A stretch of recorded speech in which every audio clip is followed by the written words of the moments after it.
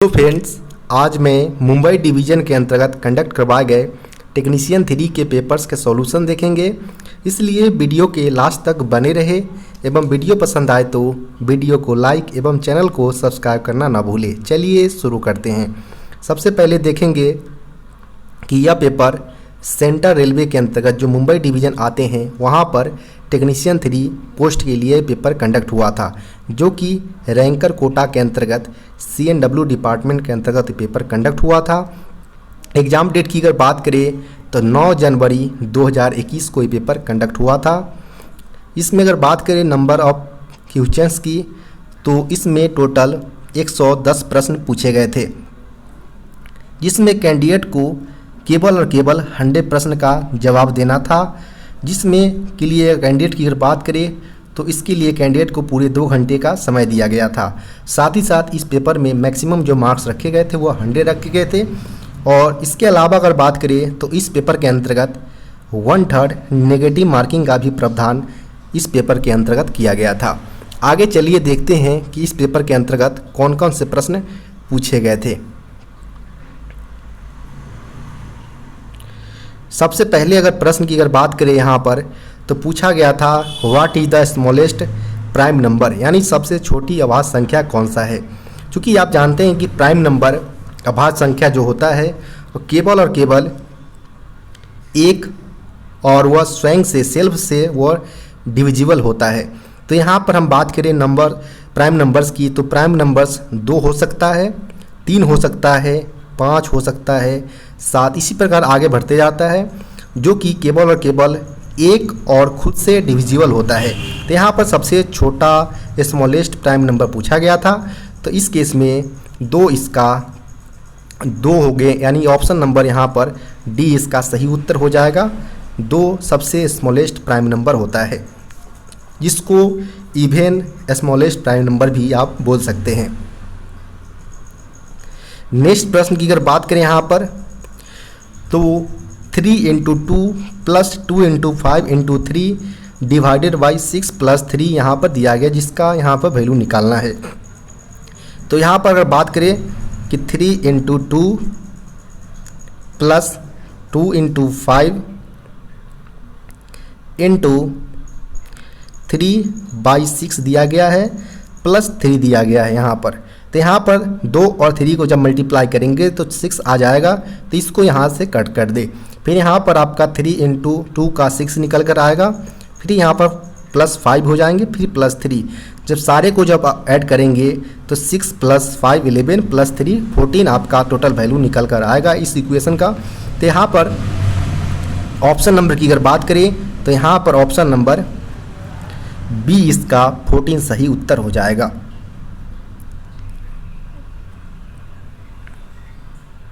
Next प्रश्न की अगर बात करें तो एरिया ऑफ स्क्वायर इज, अगर यहाँ पर बोला गया है कि लंबाई अगर स्क्वायर की वर्ग का ए दिया गया है तो इस केस में स्क्वायर एरिया का स्क्वायर क्या होगा।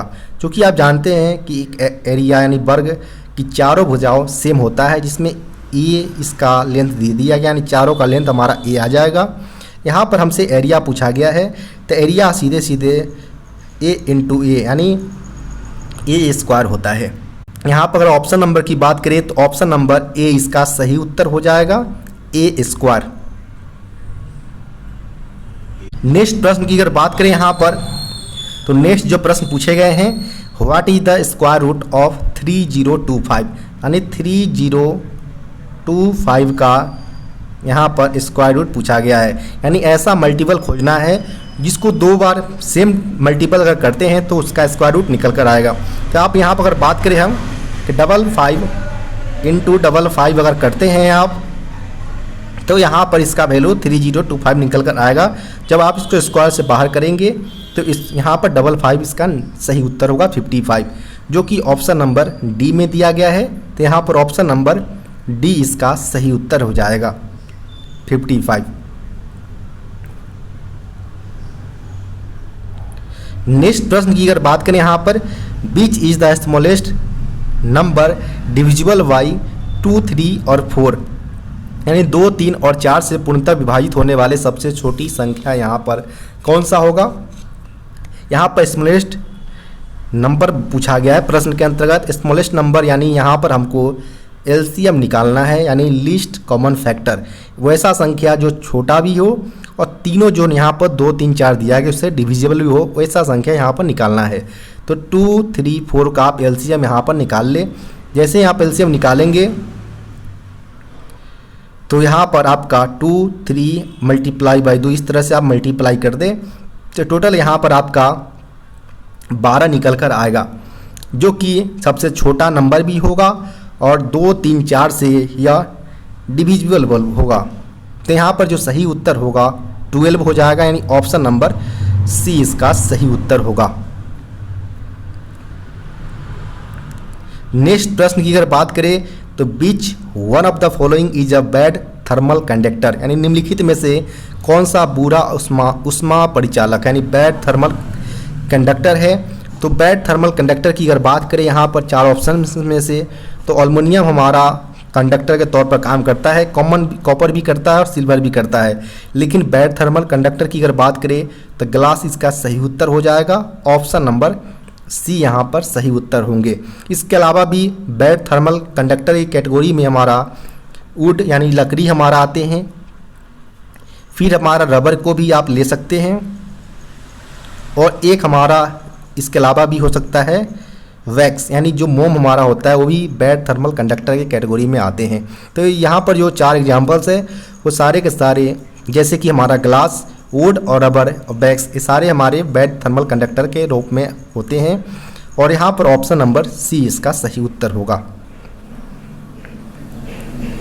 नेक्स्ट जो प्रश्न पूछा गया है which one of the following is a, यहाँ पर बैड कंडक्टर दोबारा रिपीट कर दिया गया है तो इसको आप कट कर ले। यहाँ पर एसआई यूनिट ऑफ प्रेशर यानी दाब के एसआई मात्रक पूछा गया कि क्या होता है। तो प्रेशर का जो एसआई यूनिट होता है वह पास्कल होता है, तो यहाँ पर ऑप्शन नंबर सी इसका सही उत्तर हो जाएगा। अब पास्कल जो कि इक्वल होता है हमारा न्यूटन अपॉन मीटर स्क्वायर, जिसको अगर यूनिट में निकालना चाहे आप तो केजी मीटर पर सेकेंड स्क्वायर यहाँ पर इसका यूनिट निकल कर आएगा पास्कल का। नेक्स्ट अगर प्रश्न की अगर बात करें यहाँ पर तो जो नेक्स्ट प्रश्न पूछा गया है वो पूछा गया है व्हाट इज ड्राई आइस, यानी ड्राई सूखा बर्फ क्या है। सूखा बर्फ होता है सूखा जो कार्बन डाइऑक्साइड होता है, ठोस कार्बन डाइऑक्साइड, वही ड्राई आइस के फॉर्म में होते हैं। तो यहाँ पर ऑप्शन नंबर ए इसका सही उत्तर हो जाएंगे।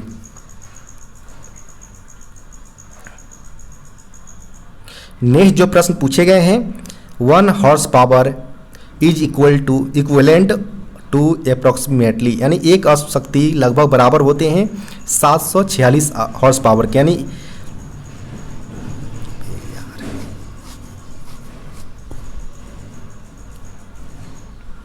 नेक्स्ट प्रश्न की अगर बात करें यहाँ पर तो 1 horse power is equivalent to approximately, यानी एक अश्व शक्ति लगभग बराबर होते हैं 746 वाट के, यानी यहाँ पर आप बोल सकते हैं कि 1 हॉर्स पावर 746 वाट के इक्वल होते हैं। यानी यहाँ पर ऑप्शन नंबर की अगर बात करें तो ऑप्शन नंबर यहाँ पर ए इसका सही उत्तर हो जाएगा। नेक्स्ट प्रश्न की अगर बात करें यहाँ पर तो which of the following carries oxygen to various part of human body, यानी निम्नलिखित में से कौन सा मानव शरीर के विभिन्न अंगों का ऑक्सीजन का बहाव होते हैं। तो यहाँ पर बात करें कि कौन से जो सेल्स होते हैं हमारे बॉडी का जो वह ऑक्सीजन को शरीर के अंदर ट्रांसमिट करते हैं, तो वह होता है रेड ब्लड सेल्स, जिसको हम एरिथ्रोसाइट्स भी बोलते हैं। तो यहाँ पर हमारा ऑप्शन नंबर ए इसका सही उत्तर हो जाएगा, जो कि ह्यूमन बॉडी के अंतर्गत ऑक्सीजन को कैरी करने का काम करता है। इसके अलावा जो हमारा वाइट ब्लड सेल होता है जिसको हम ल्यूकोसाइट्स भी बोलते हैं, यह हमारा ह्यूमन सिस्टम के जो इम्यूनिटी है और डिफेंस मैकेनिज्म है उसको बेटर करने में वह सहायता प्रदान करता है।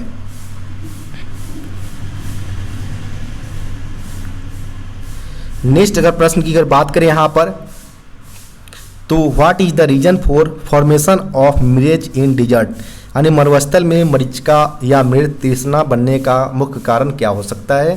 तो इस केस में अगर बात करें हम, तो यह बनने का कारण होता है मेनली कि जो हमारा टोटल रिफ्लेक्शन जो होता है, internal reflection of lights due to atmospheric refraction, यानी जो हमारा एटमॉस्फेरिक रिफ्लेक्शन जो होता है टोटल इंटरनल रिफ्लेक्शन लाइट्स के कारण, तब जाकर हमारा जो मिरेज है वो डिजर्ट के अंतर्गत फॉर्मेशन होते हैं। तो यहाँ पर जो ऑप्शन होगा वो ऑप्शन नंबर डी इसका सही उत्तर हो जाएगा।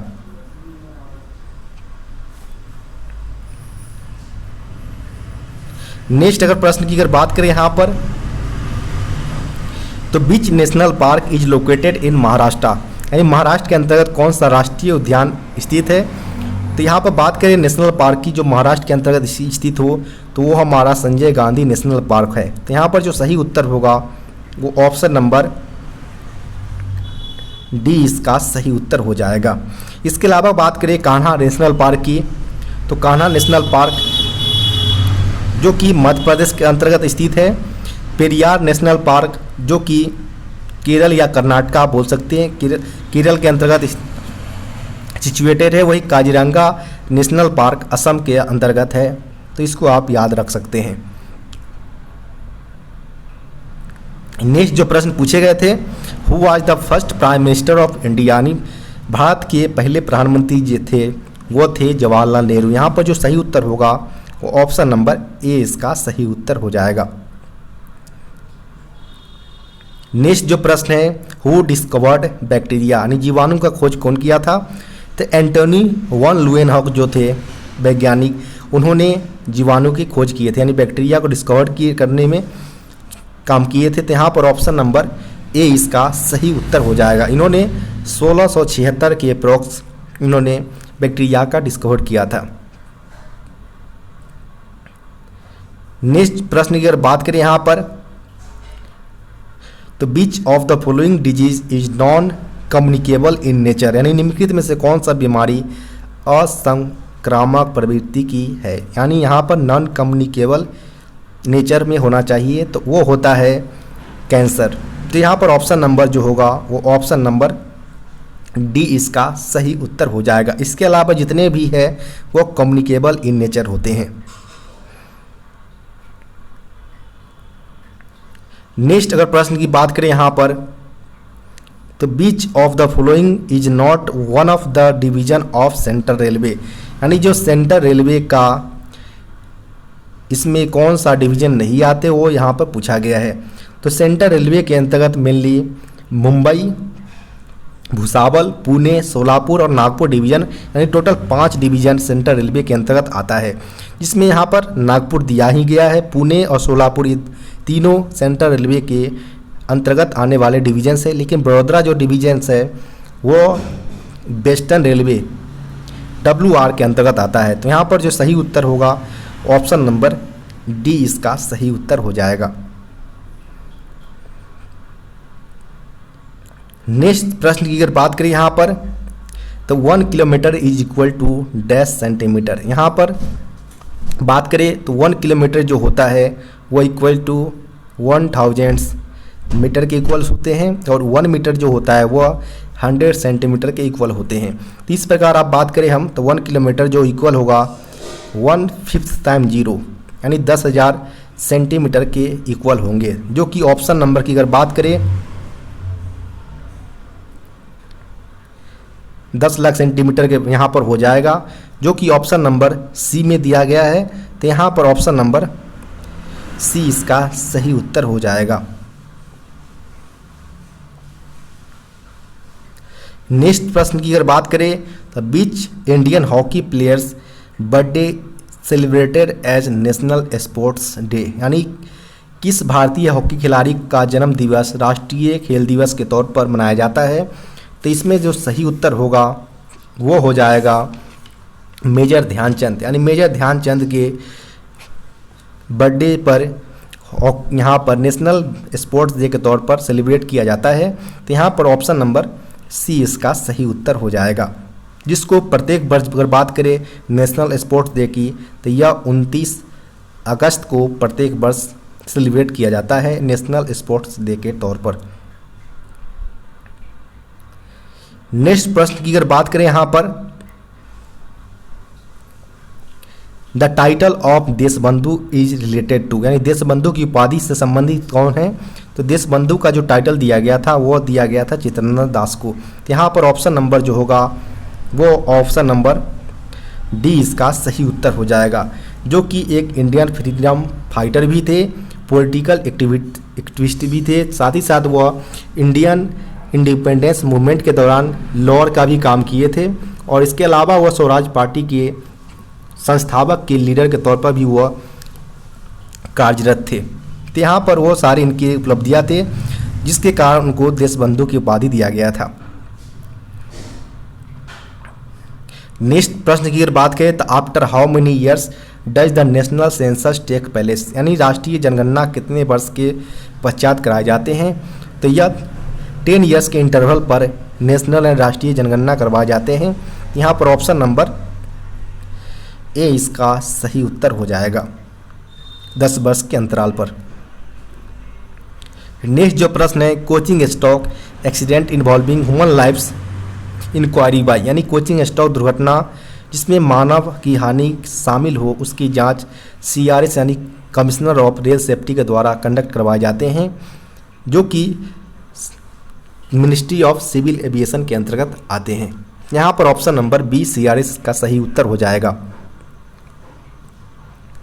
नेक्स्ट जो प्रश्न पूछे गए हैं, what defects is detecting UST test, यानी UST टेस्ट से क्या पता लगाया जाता है? तो UST की मदद से जो एक्सेल पर होने वाली जो इंटरनल क्रैक्स होते हैं उसको आइडेंटिफाई किया जाता है। तो यहाँ पर ऑप्शन नंबर ए इसका सही उत्तर होगा। नेक्स्ट प्रश्न की अगर बात करें यहाँ पर, तो what is the transportation code for inspection carry administrative, यानी निरीक्षण गाड़ी प्रशासनिक का परिवहन कोड क्या है? तो RA इसका सही उत्तर होगा, ऑप्शन नंबर डी।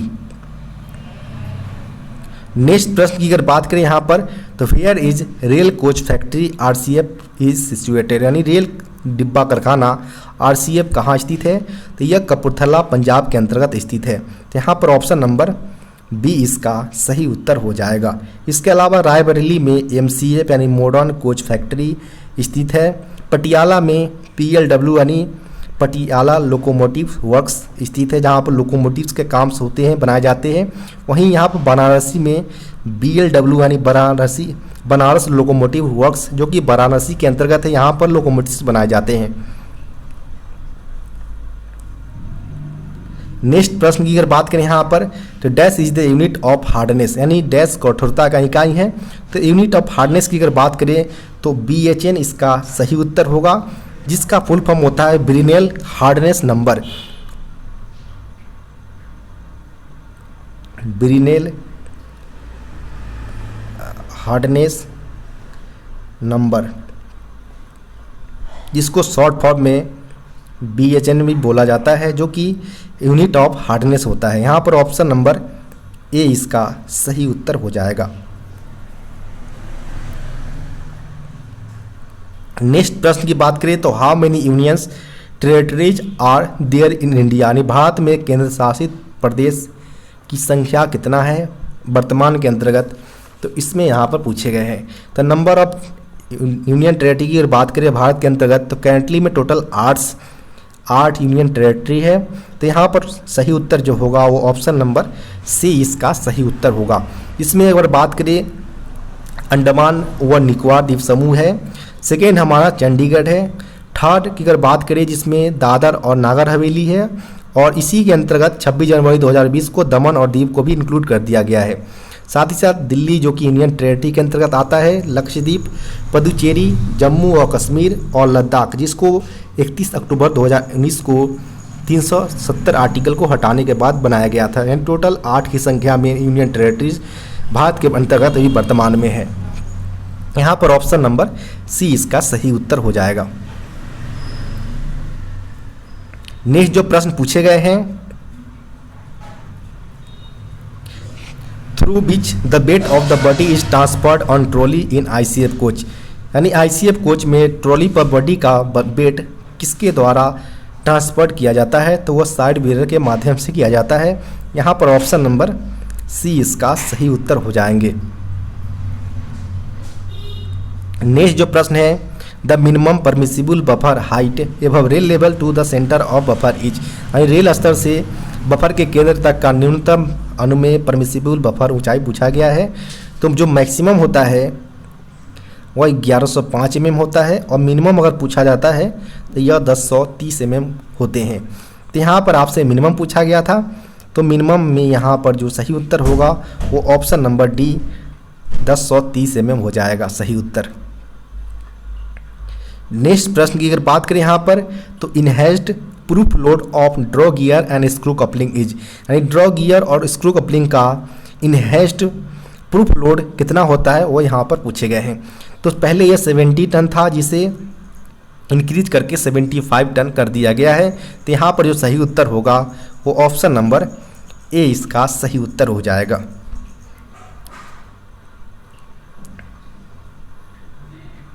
नेक्स्ट प्रश्न की अगर बात करें यहाँ पर, तो what is the biggest link of H type tight lock centre buffer coupler, यानी जो एच टाइप जो tight lock centre buffer coupler प्रयोग जो कि हमारा LHB कोच के अंतर्गत किया जाता है, इसका सबसे जो बिगेस्ट लिंक होता है वो नक्कल होता है। तो यहाँ पर जो सही उत्तर होगा वो ऑप्शन नंबर बी इसका सही उत्तर होगा। नेक्स्ट प्रश्न यहाँ पर है, how many auxiliary head stock in ICF cell, यानी ICF कोच के यानी सेल के अंतर्गत कितने सहायक ऑक्सिलरी हेड स्टॉक होते हैं। तो टोटल 4 की संख्या में होते हैं। तो यहाँ पर ऑप्शन नंबर जो होगा वो ऑप्शन नंबर सी इसका सही उत्तर हो जाएगा।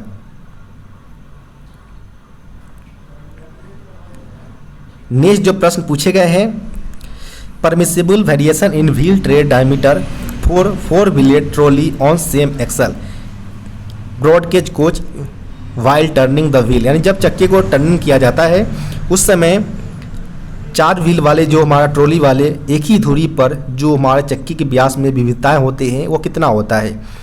तो आपको जब भी सेम एक्सल पर अगर व्हील ट्रे डायमीटर में परमिसिबल वेरिएशन पूछा जाए तो आप 0.5 इसका उत्तर दें, यानी ऑप्शन नंबर यहाँ पर ए इसका सही उत्तर हो जाएगा 0.5 mm।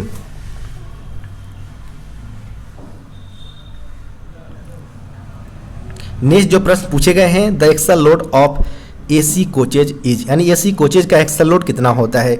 तो यहाँ पर चूंकि मैक्सिमम क्वेश्चन जो पूछे गए हैं वो ICF से रिलेटेड है, तो यहाँ पर यह मेंशन नहीं किया गया कि LHB या ICF का है, तो ICF के हिसाब से ही लेकर चले कि ACE कोचेज का एक्सल लोड होता है वह 16.25 टन होता है। तो यहाँ पर ऑप्शन नंबर बी इसका सही उत्तर हो जाएगा। नेक्स्ट जो प्रश्न है, what is the new wheel diameter of ICF coaches, यानी ICF कोचेज का नए चक्के का व्यास जो होता है वो 915 mm होता है। तो यहाँ पर ऑप्शन नंबर बी इसका सही उत्तर होंगे। नेक्स्ट जो प्रश्न है, how many angle cocks are provided in a vehicles in twin pipe system, यानी दोहरी पाइप प्रणाली में कितने नंबर ऑफ एंगल कॉक प्रदान किए होते हैं वो यहाँ पर पूछे गए हैं। तो ट्विन पाइप की अगर बात करें तो ट्विन पाइप में एक हमारा BP पाइप गो थ्रू होते हैं और एक हमारा FP पाइप होता है। दोनों के लिए दोनों एंड पर एक एक एंगल कॉक लगे होते हैं। टोटल यह 4 की संख्या में ट्विन पाइप सिस्टम के अंतर्गत नंबर ऑफ एंगल कॉक होंगे। तो यहाँ पर जो सही उत्तर होगा वो ऑप्शन नंबर C 4 इसका सही उत्तर हो जाएंगे। नेक्स्ट जो प्रश्न पूछे गए हैं वो पूछे गए हैं BP pressure in working train, यानी जो कार्यरत ट्रेन में ब्रेक पाइप प्रेशर कितना होता है। तो वो होता है 5 ± 0.1 kg/cm², जो कि ऑप्शन नंबर C में है। तो ऑप्शन नंबर C यहाँ पर सही उत्तर हो जाएगा। यहाँ पर प्रश्न के अंतर्गत BP प्रेशर पूछे गए थे। नेक्स्ट जो प्रश्न है, फुल फॉर्म ऑफ BC, तो BC का फुल फॉर्म होता है ब्रेक सिलेंडर। यहाँ पर ऑप्शन नंबर C इसका सही उत्तर हो जाएगा।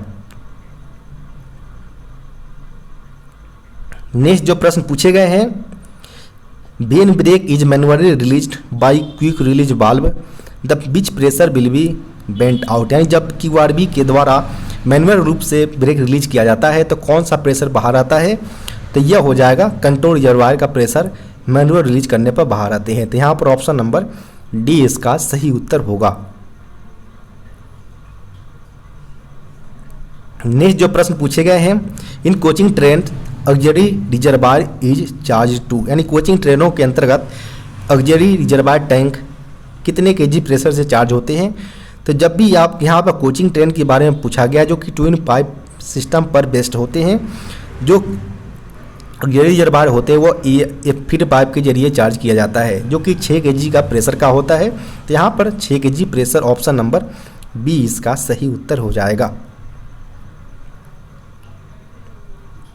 नेक्स्ट प्रश्न है, cut off angle cock fitted on the feed pipe is painted, यानी फीड पाइप पर लगे कट ऑफ एंगल को किस रंग से रंगा जाता है। तो व्हाइट कलर इसका सही उत्तर होगा ऑप्शन नंबर डी, जिसको फीड पाइप के तौर पर व्हाइट कलर यूज किया जाता है। नेक्स्ट प्रश्न की अगर बात करें यहाँ पर, during brake release air from brake cylinder goes to, जब भी ब्रेक रिलीज किया जाता है तो जो प्रेशर होता है वो एटमॉस्फेयर में चला जाता है। यहाँ पर ऑप्शन नंबर डी इसका सही उत्तर होगा। नेक्स्ट जो प्रश्न है, डीवी यानी distributor valve is directly mounted on, यानी डिस्ट्रीब्यूटर वाल्व जो होते हैं वो डायरेक्ट रूप से कॉमन पाइप ब्रैकेट के जरिए वो कनेक्ट होते हैं, जिसमें उसका कनेक्शन CR, AR और ब्रेक सिलेंडर से होता है। नेक्स्ट जो प्रश्न पूछे गए हैं, total number of berth in second class sleeper 3 tier, यानी जो सेकेंड क्लास स्लीपर वाले जो कोचेज होते हैं, यहाँ पर LHB कोचेज को मेंशन कर दिया गया है। तो आप LHB कोचेज के हिसाब से ही इसका जवाब दें। तो LHB कोचेज के अंतर्गत जो सेकेंड क्लास स्लीपर कोचेज होते हैं उसमें नंबर ऑफ बर्थ की अगर बात करें तो इसमें जो नंबर ऑफ बर्थ होते हैं वो होते हैं 78। तो यहाँ पर जो सही उत्तर होगा वो ऑप्शन नंबर डी इसका सही उत्तर हो जाएगा।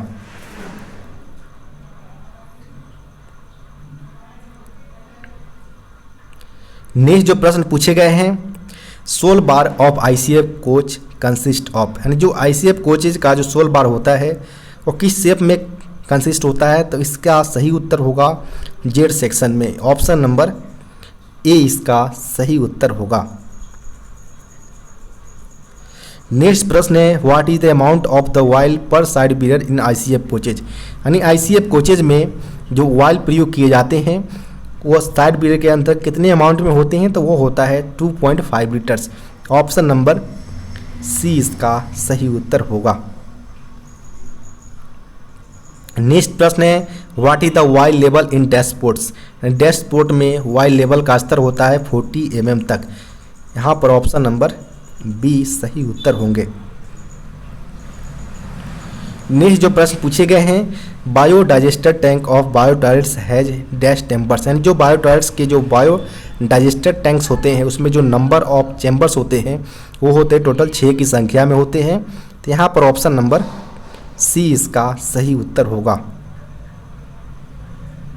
नेक्स्ट जो प्रश्न है, centre pivot of pin of coach does not transmits any, यानी कोच की केंद्र यानी सेंटर पिवेट जो होते हैं वो क्या ट्रांसमिट नहीं करता है।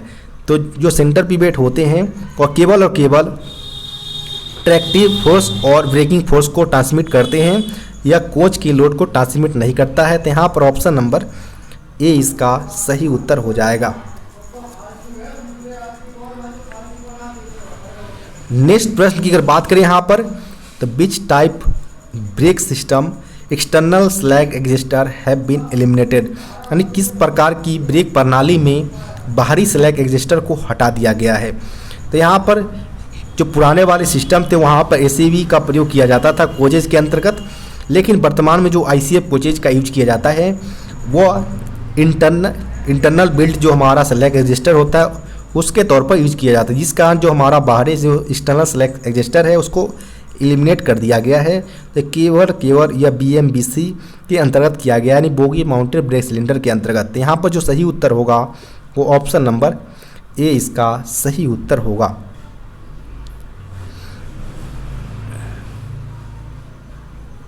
नेक्स्ट जो प्रश्न पूछे गए हैं, equalising stay rod is fitted between, यानी जो इक्वलाइजिंग स्टे रड होता है वो किसके बीच फिटेड होता है? तो इक्वलाइजिंग स्टे रड बलस्टर और लोअर स्प्रिंग प्लैंक जो होते हैं इस दोनों के बीच वो कनेक्टेड होते हैं। तो यहाँ पर ऑप्शन नंबर बी इसका सही उत्तर होगा। नेक्स्ट प्रश्न यहाँ पर है, which type of axle guidance arrangement used in ICF bogie, यानी आईसीएफ कोच बोगी में किस प्रकार के जो एक्सल गाइडेंस अरेंजमेंट होते हैं उसका उपयोग किया जाता है। तो यहाँ पर बात करें हम एक्सल गाइडेंस की जो कि आईसीएफ बोगी के अंतर्गत यूज किया जाता है, तो वो होगा telescopic axle guide with oil damping. यहाँ पर ऑप्शन नंबर बी इसका सही उत्तर हो जाएगा।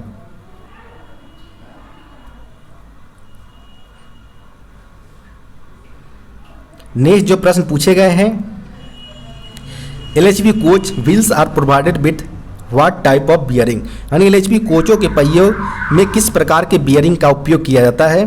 तो यह सीटीआरबी यानी कार्टे स्टेपर रोलर बियरिंग का प्रयोग एलएचबी कोचेज के अंतर्गत किया जाता है। तो यहाँ पर ऑप्शन नंबर सी इसका सही उत्तर हो जाएगा।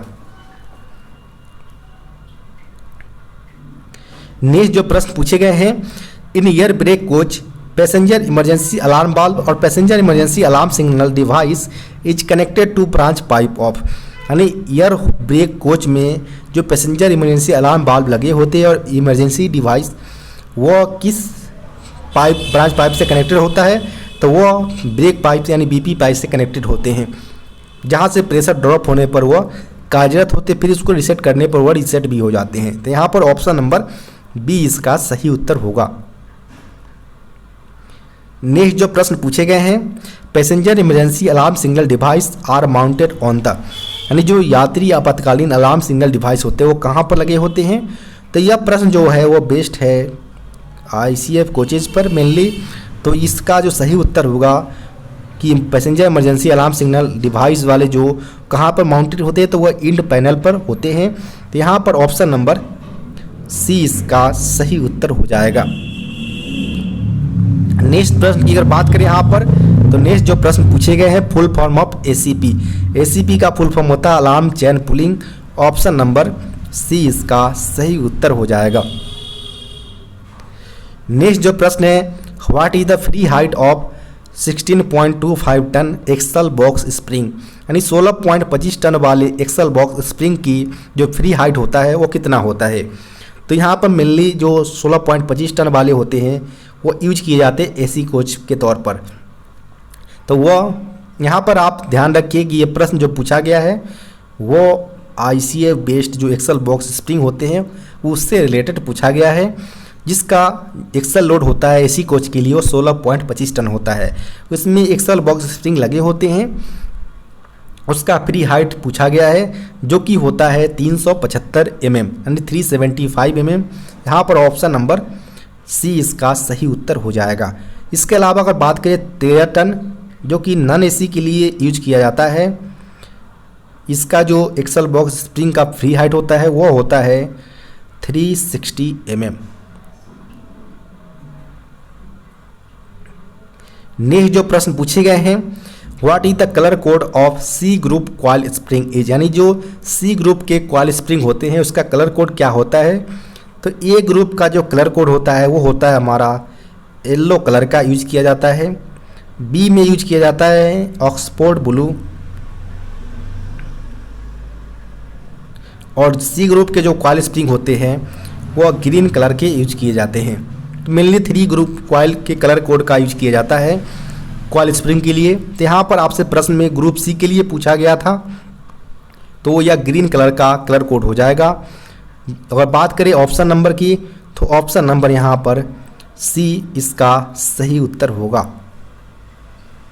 Green colour code used in C group coil springs.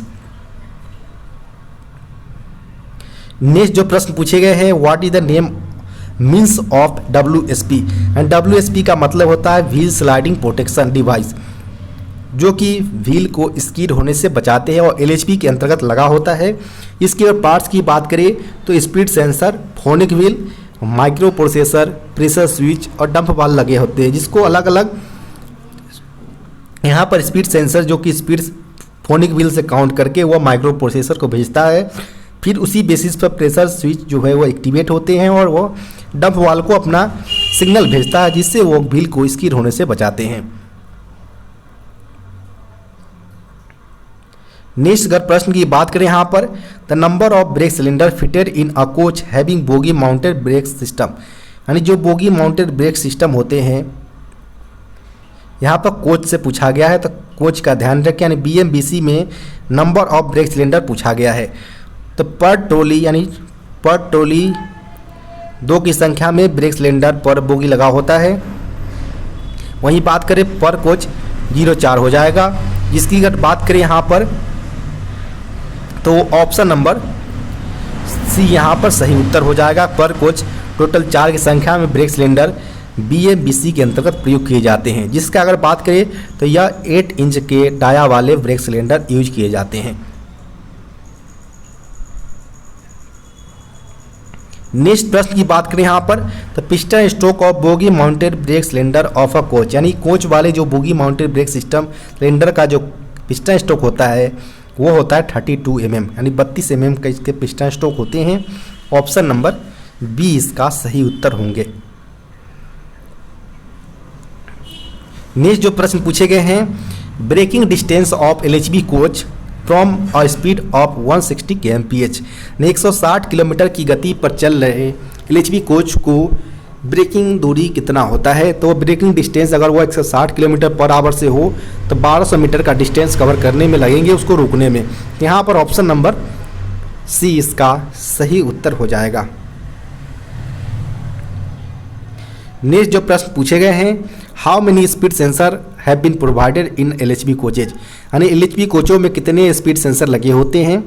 तो प्रत्येक एक्सल पर एक स्पीड सेंसर लगे होते हैं, यानी टोटल 4 की संख्या में एक्सल होते हैं। तो टोटल 4 की संख्या में यहाँ पर नंबर्स ऑफ स्पीड सेंसर हो जाएंगे पर कोचेज। यहाँ पर जो ऑप्शन होगा वो ऑप्शन नंबर सी इसका सही उत्तर हो जाएगा। नेक्स्ट जो प्रश्न पूछे गए हैं, how many brake disc on one wheel of LHB coach, चूँकि व्हील पर कोई भी ब्रेक डिस्क माउंटेड नहीं होते हैं, एक्सल पर माउंट होते हैं। तो यहाँ पर वन व्हील की जगह पर यहाँ पर आप वन व्हील सेट या आप वन एक्सल कर ले। तो वन एक्सल पर जो नंबर ऑफ ब्रेक डिस्क होते हैं वह 2 की संख्या में माउंटेड होते हैं। तो यहाँ पर जो सही उत्तर होगा वो ऑप्शन नंबर बी इसका सही उत्तर हो जाएगा। नेक्स्ट जो प्रश्न पूछे गए हैं, what is the diameter of brake disc of LHB coaches, यानी LHB कोचों को ब्रेक डिस्क का जो डाया होता है वो होता है 640 mm। यहाँ पर ऑप्शन नंबर सी इसका सही उत्तर हो जाएगा। वही इसके थिकनेस की अगर बात करें मोटाई की तो यह होता है 110 mm, जो कि 96 mm पर आने पर इसको हम सर्विस से कंडम कर देते हैं। नेक्स्ट प्रश्न यहाँ पर है, what is the name of dampers connecting bogie and body coach body of LHB coaches, यानी जो LHB के बॉडी और बोगी को कनेक्ट करने वाले जो डैम्पर होते हैं उसको यो डैम्पर के नाम से जानते हैं। यहाँ पर ऑप्शन नंबर सी इसका सही उत्तर हो जाएगा। यह टोटल 2 पर बोगी लगे होते हैं। अगर कोचेज के हिसाब से पूछा जाता है तो टोटल 4 पर कोचेज लगे होते हैं यो डैम्पर।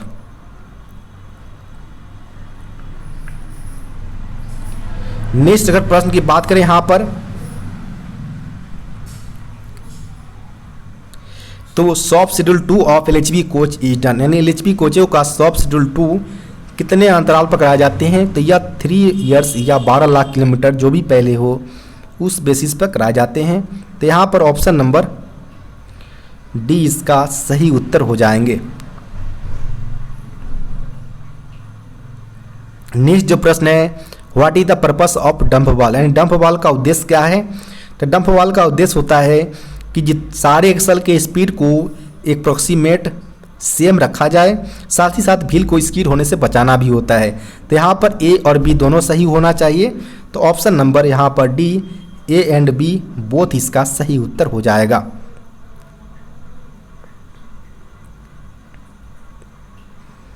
नेक्स्ट जो प्रश्न पूछे गए हैं, maximum gap between brake disc and brake pad of LHB coach, यानी एलएचबी कोच के ब्रेक डिस्क और ब्रेक पैड के बीच जो मैक्सिमम गैप होता है वो हो सकता है 1.5 mm का। ऑप्शन नंबर डी यहाँ पर सही उत्तर होंगे। नेक्स्ट जो प्रश्न पूछे गए हैं, fins provided between the brake disc, यानी ब्रेक डिस्क पर जो फिन्स प्रोवाइडेड होते हैं, जैसे यहाँ पर इस तरह से गैप होता है ब्रेक डिस्क के ऊपर, तो जो गैप होते हैं वह केवल और केवल कूलिंग पर्पस के लिए या लगाए जाते हैं। तो यहाँ पर ऑप्शन नंबर की अगर बात करें तो ऑप्शन नंबर बी इसका सही उत्तर हो जाएगा। नेक्स्ट जो प्रश्न पूछे गए हैं, विच type of CVC fitted in LHB coaches, यानी एलएचबी कोचेज में किस प्रकार के सीवीसी लगा होता है, तो यह H type tight lock centre buffer coupler लगा होता है जो कि एंटी क्लाइंबिंग फीचर्स के साथ यह उपलब्ध होते हैं। नेक्स्ट प्रश्न की बात करें यहाँ पर, the main function of anti roll bar, यानी एंटी रोल बार का जो मुख्य कार्य होता है वह कोच के रोलिंग मोशन को प्रिवेंट करने का काम करता है। तो यहाँ पर जो सही उत्तर होगा वो ऑप्शन नंबर बी इसका सही उत्तर हो जाएगा। नेक्स्ट जो प्रश्न है, yellow strips on end body of ICF indicates, यानी जो आईसीएफ कोचेज के अंतिम छोरों पर पीले रंग की पट्टियाँ होती है वो क्या इंडिकेट करते हैं, तो वह एंटी टेलीस्कोपिक को इंडिकेट करता है। तो यहाँ पर ऑप्शन नंबर ए इसका सही उत्तर होगा।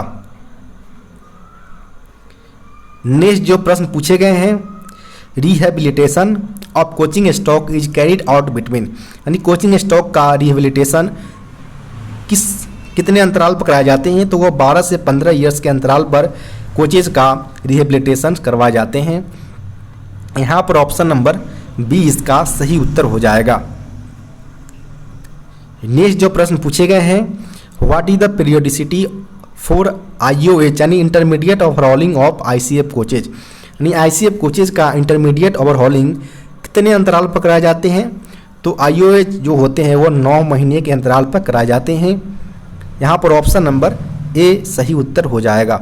वहीं अगर आपसे POH के लिए पूछा जाता ICF कोचेज का, तो यह 18 मंथ्स पर कराए जाते हैं।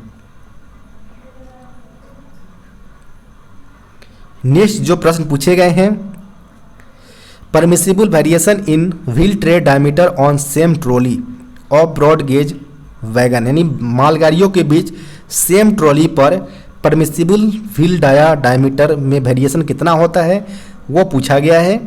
तो मालगाड़ियों की अगर बात करें तो सेम एक्सल पर 0.5 mm, सेम ट्रॉली या बोगी की अगर बात करें तो 13 mm और सेम वैगन के बीम या 25 mm के परमिसिबल होते हैं। प्रश्न में सेम ट्रॉली पूछा गया था तो 13 mm ऑप्शन नंबर बी इसका सही उत्तर हो जाएगा। नेक्स्ट जो प्रश्न पूछे गए हैं, in accident manual train parting is under, यानी दुर्घटना नियमावली में जो ट्रेन पार्टिंग होते हैं वह किस के तहत आता है, तो ट्रेन पार्टिंग जो आते हैं वो आता है जे क्लास टाइप के अंतर्गत आते हैं। तो यहाँ पर जो ऑप्शन होगा वो ऑप्शन नंबर ए इसका सही उत्तर हो जाएगा। इसमें भी जो हमारा J3 टाइप्स होते हैं ट्रेन पार्टिंग का, जिसमें हमारा पैसेंजर कैरिंग वाले कोच होते हैं, जबकि J4 टाइप्स के जो हमारा ट्रेन पार्टिंग होते हैं उसमें नॉट पैसेंजर, यानी इसमें पैसेंजर नहीं होते हैं।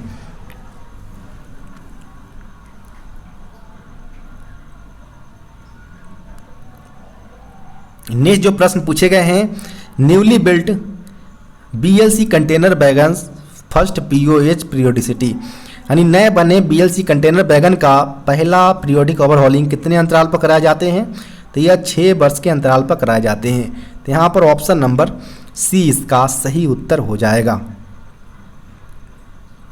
नेक्स्ट प्रश्न है, as per new wagon numbering scheme first 2 digits will indicates, यहाँ पर बोला जा रहा है कि नए वैगन योजना के अनुसार पहले 2 अंक क्या इंडिकेट करते हैं।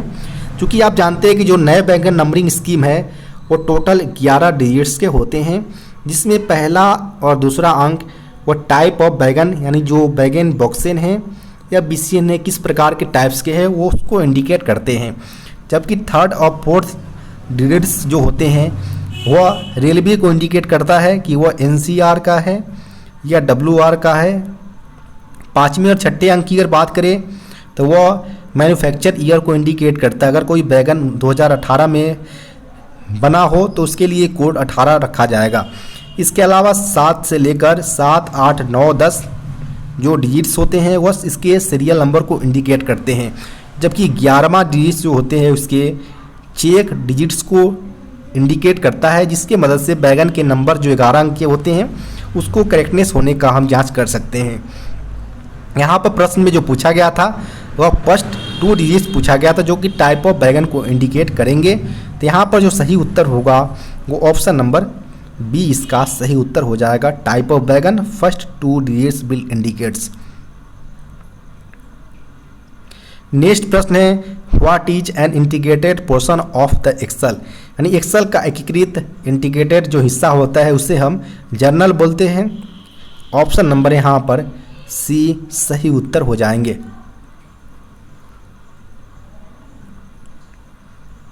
नेक्स्ट जो प्रश्न पूछे गए हैं in air brake into index after intensive examination validity of BPC remain up to. यहाँ पर बोला जा रहा है कि अगर ईयर ब्रेक इनटू रेक हो, उसकी गहन परीक्षण किया गया हो तो उसकी बीपीसी कब तक वैलिड होता है। तो जब वो लोडेड होकर प्रॉपर डेस्टिनेशन पॉइंट तक पहुँच जाए वन लोडिंग के लिए, तो वो अनलोडिंग होने के बाद इसकी बीपीसी अनवैलिड हो जाती है, यानी डेस्टिनेशन पॉइंट तक इसकी बीपीसी वैलिड होता है। तो यहाँ पर ऑप्शन नंबर सी इसका सही उत्तर होगा। नेक्स्ट जो प्रश्न पूछे गए हैं the colour of brake power certificate for premium into indirect, यानी प्रीमियम इनटू इंडायरेक्ट के लिए ब्रेक पावर सर्टिफिकेट का कलर रंग कैसा होता है, तो वो होता है ग्रीन कलर का। ऑप्शन नंबर ए इसका सही उत्तर होगा। जो इसका वैलिडिटी होता है प्रीमियम ब्रेक की वो 12 + 5 डेज का होता है और minimum 95% brake power originating station पर रिक्वायरमेंट होता है। इसके अलावा अगर बात करें तो इस प्रीमियम रेक्स की एग्जामिनेशन के लिए 75 मैन पर आवर पर रेक की रिक्वायरमेंट होता है इसकी एग्जामिनेशन करने के लिए। नेक्स्ट जो प्रश्न पूछे गए हैं इंटरवल ऑफ आरओएच और बीटीपीएन टैंक बैगन, यानी जो बीटीपीएन टैंक बैगन होते हैं उसका आरओएच का इंटरवल होता है 18 महीने के अंतराल पर। तो यहाँ पर ऑप्शन नंबर सी इसका सही उत्तर हो जाएंगे। नेक्स्ट जो प्रश्न है DCP type fire extinguisher is suitable to extinguish, यानी जो डीसीपी प्रकार का आग बुझाने के लिए जो उपयुक्त होता है, यानी डीसीपी यहाँ पर होगा ड्राई केमिकल पाउडर होगा, जो कि जितने भी class A B C D जितने भी क्लास के फायर टाइप्स होते हैं उसको बुझाने में वह सक्षम होते हैं। तो यहाँ पर ऑल टाइप इसका सही उत्तर हो जाएगा। Option number D DCP dry chemical powder होंगे। नेक्स्ट जो प्रश्न है लिमिट्स ऑफ फ्लैट टायर इन बैगन, यानी मालगाड़ियों में जो फ्लैट टायर्स होते हैं उसका जो मैक्सिमम लिमिट्स होता है वो 60 mm तक होता है। तो यहाँ पर ऑप्शन नंबर जो होगा वो ऑप्शन नंबर डी इसका सही उत्तर हो जाएगा। इसके अलावा अगर बात करें हम कोचेज और लोकोमोटिव्स की, तो इसके लिए जो फ्लैट टायर की लिमिट रखा गया है वो 50 mm तक रखा गया है।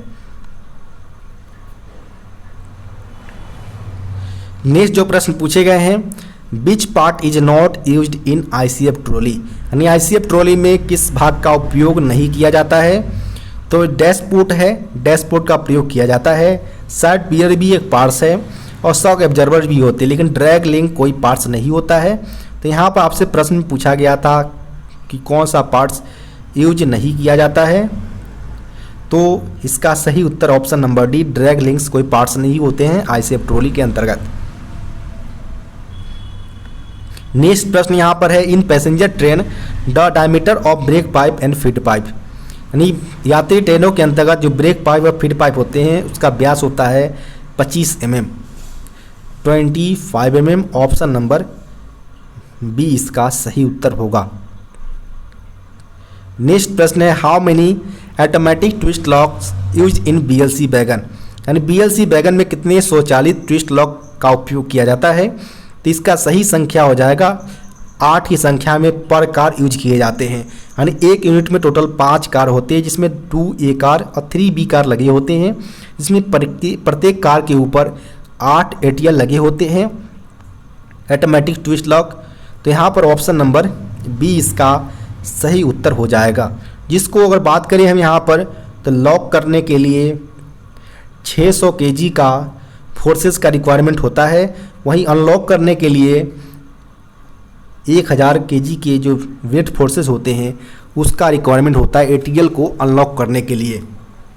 इसके अलावा जो ऑटोमेटिक ट्विस्ट लॉक होता है उसके लिए जो मेंटेनेंस मैनुअल रखा गया है आरडीसो द्वारा वो G100 रखा गया है।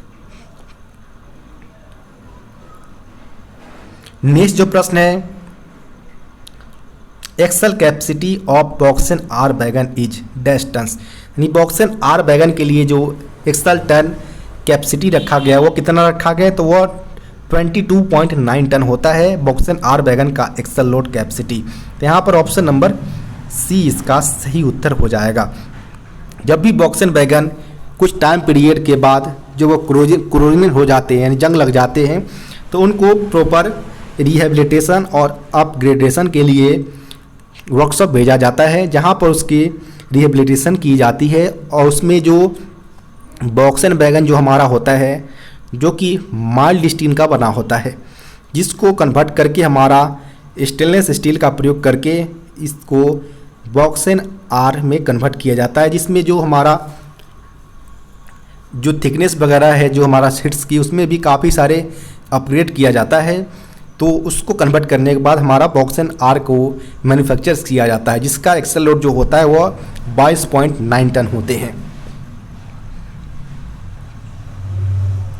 नेक्स्ट जो प्रश्न पूछे गए हैं dash gas is used in MIG welding, यानी मेटल इनर्ट गैस वेल्डिंग में किस प्रकार के गैस का प्रयोग किया जाता है, तो कार्बन डाइऑक्साइड इसका सही उत्तर हो जाएगा ऑप्शन नंबर ए। नेक्स्ट जो प्रश्न है in cold welding dash is applied, यानी कोल्ड वेल्डिंग में एक डैश का उपयोग किया जाता है। कोल्ड वेल्डिंग के अंतर्गत हीट की रिक्वायरमेंट नहीं होता है, केवल और केवल प्रेशर का रिक्वायरमेंट होता है। तो यहाँ पर ऑप्शन नंबर बी इसका सही उत्तर हो जाएगा, प्रेशर का रिक्वायरमेंट होता है। नेक्स्ट जो प्रश्न है when air is compressed it's increases, यानी जब हवा को कंप्रेस्ड किया जाता है तो उससे क्या बढ़ता है। तो जब भी जो हवा को हम कंप्रेस्ड करेंगे तो उस केस में जो हमारा एयर होता है उसमें जो पार्टिकुलर होते हैं हमारा पार्टिकल्स वो काफ़ी दूरी पर डिस्टेंस पर होते हैं, जो जब भी हम कंप्रेस्ड करते हैं तो सारे पार्टिकल्स एक साथ आते हैं जिससे हमारा जो एयर का जो काइनेटिक एनर्जी होती है वो इंक्रीज करता है, जिसका रिजल्ट ये होता है हमारा कि जो हमारा टेम्परेचर और जो हमारा प्रेशर होता है वो दोनों इंक्रीज करता है। तो यहाँ पर जिसके कारण ही हमारा जो लोकोमोटिव्स हो या जो हमारा मालगाड़ी या कोचेज हो उसमें हमारा कंप्रेस्ड एयर का ही उपयोग किया जाता है, जिससे हमारा जो उसका प्रेशर है 5 kg या 6 kg जो हमारा यूज किया जाता है तो कंप्रेस्ड एयर का ही सहायता लिया जाता है। तो यहाँ पर कंप्रेस्ड करने से जो हमारा प्रेशर और टेम्परेचर दोनों इंक्रीज करते हैं। तो यहाँ पर option number C both A and B इसका सही उत्तर हो जाएगा। नेक्स्ट जो प्रश्न है which is the input device in computer given, यानी कंप्यूटर का इनपुट डिवाइस होता है। चूँकि इनपुट डिवाइस की अगर बात करें यहाँ पर तो इनपुट डिवाइस के अंतर्गत हमारा कीबोर्ड और माउस दोनों हो जाएगा। तो यहाँ पर हम बात करें तो वो आप इस ऑप्शन में दोनों सही उत्तर होना चाहिए। आप अपना कमेंट इस प्रश्न पर बताएं।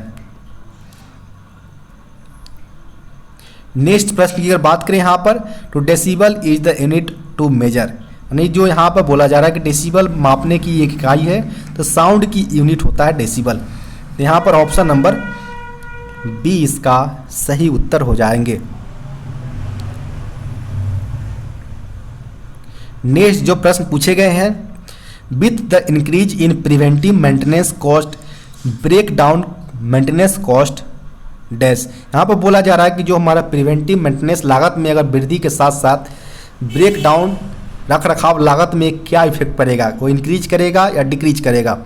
तो जब भी हम प्रिवेंटिव मेंटेनेंस के कॉस्ट में जब भी हम इंक्रीज करते हैं तो उस केस में हमारा यह होता है कि जो हमारा लाइफ स्पैन या रनिंग टाइम होता है इक्विपमेंट का वो इम्प्रूव्ड होता है। साथ ही साथ उसके फेलियर होने की जो इक्विपमेंट की संभावना है वो काफ़ी तक एवॉइडेड यानी निलिजिबल किया जा सकता है, जिससे यह परिणाम होता है कि जो हमारा ब्रेक डाउन मेंटेनेंस होता है उसमें भी काफ़ी कमी हो जाती है। इसके साथ ही साथ जो हमारा ब्रेक डाउन मेंटेनेंस जो हमारा मेंटेनेंस पर जो खर्च है वो भी रिड्यूस साथ ही साथ हो जाएंगे। तो जब भी यहाँ पर प्रश्न में आपसे पूछा जाए कि जब भी इंक्रीज किया जाता है प्रिवेंटिव मेंटेनेंस कॉस्ट को तो ब्रेक डाउन मेंटेनेंस कॉस्ट है वो डिक्रीज करता है। यहाँ पर ऑप्शन नंबर बी इसका सही उत्तर हो जाएगा। नेक्स्ट जो प्रश्न है maximum validity of privilege passes, यानी प्रिविलेज पासेज का जो वैधता होता है वो 5 मंथ्स का होता है। तो यहाँ पर ऑप्शन नंबर डी इसका सही उत्तर होगा। नेक्स्ट प्रश्न है how much service minimum service is required for post retirement complimentary passes. यहाँ पर PRCP post retirement complimentary passes के बारे में पूछे जा रहे हैं कि कितने कर्मचारियों को कितने मिनिमम सर्विस चाहिए जिसके बाद उनको PRCP के लिए एलिजिबल हो जाएंगे आफ्टर रिटायरमेंट। तो मिनिमम 20 ईयर्स के सर्विस के बाद अगर कर्मचारी रिटायरमेंट लेता है तो ग्रुप ए और बी के जो ऑफिसर्स होंगे उसको 3 सेट PRCP पर ईयर दिया जाएगा। वहीं अगर बात करें ग्रुप सी और डी के एम्प्लॉयज होंगे उसे 2 PRCP सेट्स पर ईयर दिए जाएंगे आफ्टर रिटायरमेंट्स अगर वह 20 ईयर्स के सर्विस को कंप्लीट करते हैं। तो यहाँ पर ऑप्शन नंबर ए इसका सही उत्तर हो जाएगा। नेक्स्ट जो प्रश्न है maximum encashment on leave on average पे इन इंटायर सर्विस इज, यानी संपूर्ण सेवा के दौरान जो औसत वेतन पर छुट्टी का अधिकतम नगरीकरण कितने डेज का कराया जा सकता है। तो मैक्सिमम लीव इनकैशमेंट की अगर बात करें तो पूरे सर्विस काल में वो 60 दिन का कराया जा सकता है, यानी 6 टाइम्स मैक्सिमम 10 LAP एक बार में कराया जा सकता है और 6 टाइम्स पूरे सर्विस में। तो यहाँ पर जब मल्टीप्लाई करेंगे तो 60 LAP पूरे सर्विस काल में आप इनकैशमेंट करा सकते हैं। 2 ईयर्स के गैप के साथ आप 10 LAP को इनकैशमेंट करा सकते हैं। यहाँ पर ऑप्शन नंबर बी इसका सही उत्तर हो जाएगा। नेक्स्ट जो प्रश्न है which of the following category entitled for hospital leave, निम्नलिखित में से कौन सा श्रेणी अस्पताल की यानी हॉस्पिटल लीव के लिए एलिजिबल होते हैं। तो यह ग्रुप डी एम्प्लॉयज हो जाएगा, ऑप्शन नंबर डी। नेक्स्ट प्रश्न यहाँ पर है which of the following is not termed as penalty under D&AR 1968, है जो अनुशासन एवं अपील नियम 1968 के तहत दंड के कैटेगरी में यानी पनिशमेंट के कैटेगरी में कौन सा नहीं रखा गया है। तो विदहोल्डिंग ऑफ पास PTO ये माइनर पेनाल्टी में आता है, विदहोल्डिंग ऑफ प्रमोशन या ये दोनों है यह माइनर या मेजर पेनाल्टी के अंतर्गत ही आता है, लेकिन ये जो सस्पेंशन है हमारा वो कोई भी पेनाल्टी के अंतर्गत नहीं आता है। तो यहाँ पर ऑप्शन नंबर सी इसका सही उत्तर हो जाएगा। नेक्स्ट जो प्रश्न पूछे गए हैं which standard form is used for issuance of major penalty chargesheets on disciplinary proceedings, यानी अनुशासनात्मक कार्रवाई पर मेजर पेनाल्टी चार्जशीट जारी करने के लिए किस मानक फॉर्म का उपयोग किया जाता है। जब भी मेजर पेनाल्टी यानी बड़ी शास्ति की चार्जशीट कर्मचारी को देना हो तो स्टैंडर्ड फॉर्म 5 का प्रयोग किया जाता है। तो यहाँ पर ऑप्शन नंबर बी इसका सही उत्तर होगा। वहीं SF11 का प्रयोग माइनर पेनाल्टी के लिए किया जाता है यानी छोटी शास्ति के लिए। वहीं SF7 का प्रयोग अपॉइंटमेंट ऑफ इंक्वायरी ऑफिसर्स के लिए किया जाता है। यहाँ पर पहला प्रश्न जो ऑफिशियल लैंग्वेज का है कि when did the official language rules passed, यानी राजभाषा नियम कब पारित किया गया था। तो यह पारित किया गया था 1976 के अंतर्गत ऑफिशियल लैंग्वेज रूल्स को लाया गया था। तो यहाँ पर जो सही उत्तर होगा वो ऑप्शन नंबर सी इसका सही उत्तर हो जाएगा।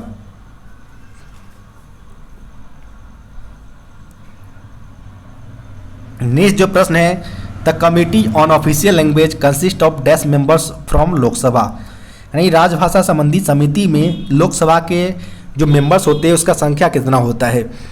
तो जब भी राजभाषा संबंधी समिति यानी जो संसदीय समिति होता है उसमें टोटल 30 मेंबर्स होते हैं, जिसमें 20 होता है लोकसभा से और 10 मेंबर्स होते हैं वो राज्यसभा से होते हैं। जो इसके अध्यक्ष होते हैं वो होते हैं केंद्रीय गृह मंत्री, इसके अध्यक्ष होते हैं। तो यहाँ पर आपसे प्रश्न में लोकसभा का मेंबर्स पूछा गया था संसदीय समिति के अंतर्गत, तो इसमें जो मेंबर्स होंगे वो 20 के संख्या में होगा। ऑप्शन नंबर डी यहाँ पर सही उत्तर होंगे। नेक्स्ट जो प्रश्न है, when did section 33 of the official language act 1963 come into force, यानी राजभाषा अधिनियम धारा 3(3) को कब लागू किया गया था। तो यह लागू किया गया था 26 जनवरी 1965 को। यहाँ पर ऑप्शन नंबर सी इसका सही उत्तर हो जाएंगे।